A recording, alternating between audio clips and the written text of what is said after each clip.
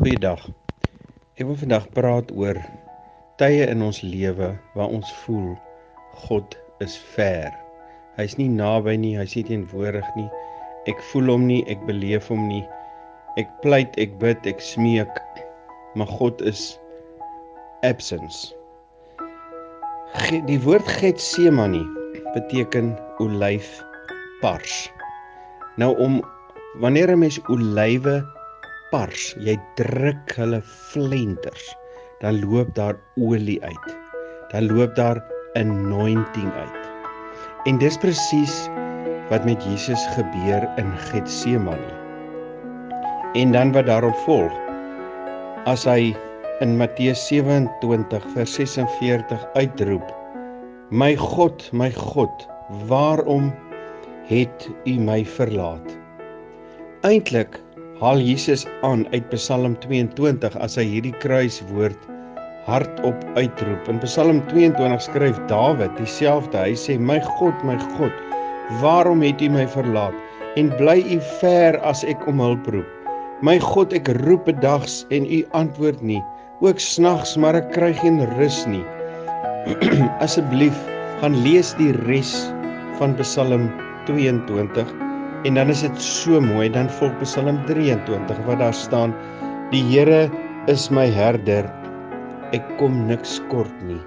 Al gaan ek deur 'n doodskade weer, is hy by my. Moeder Teresa het in die agterstrate van Calcutta mense bedien wat God verlate was.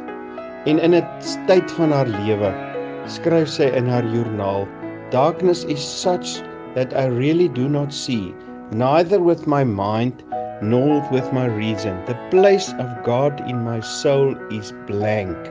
There is no God in me. When the pain of longing is so great, just long and long for God. And then it is that I feel He does not want me. He is not there. The torture and pain I can't explain. Sy beleef 'n tyd in haar lewe waar God ver was. Sy het hom nie beleef nie. En dis presies in wat Jesus aan die kruis deurmaak, sodat ek en jy nooit ooit God verlate hoef te wees nie.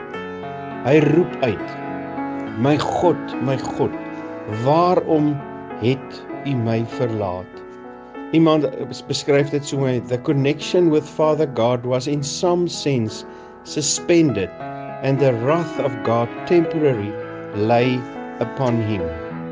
Jesus het God verlatenheid ervaar, sodat ek en jy dit nooit hoef te ervaar nie. Jesus het die straf gevat, sodat ons nie die straf hoef te vat nie. Jesus het die dood ingegaan, sodat ons die dood kan oorwin. Jesus het die duisternis ingegaan, sodat ons nie die duisternis hoef in te gaan nie.